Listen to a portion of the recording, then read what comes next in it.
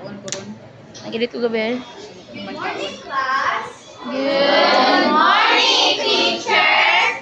So today we are going to play a fun game, which is called Act It Out. Do you know what this game is?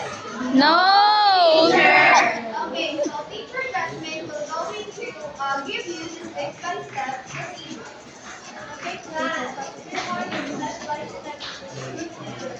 Step 1, form 2 groups. Step 2, hear from each other. Repeat the words and act it out silently.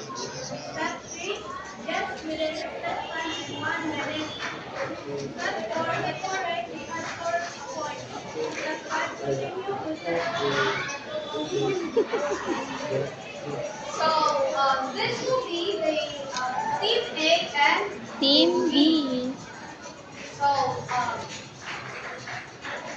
the two teams are this we have here is two boxes, and the team A and team B will get words, no, a word, and we're going to act it out silently. And who has the highest score or more points are the winners. Do you understand? Yes, We teacher. need to get it silently, like actions and yeah. For example, animals like monkey. So, every Monkey. group will pick one person. So the one person that was the only and that is the only to act. Like for example, monkey.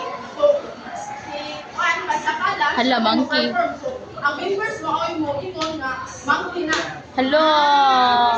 Guess that. Guess gesture. Guess the action. This is the letter 1 and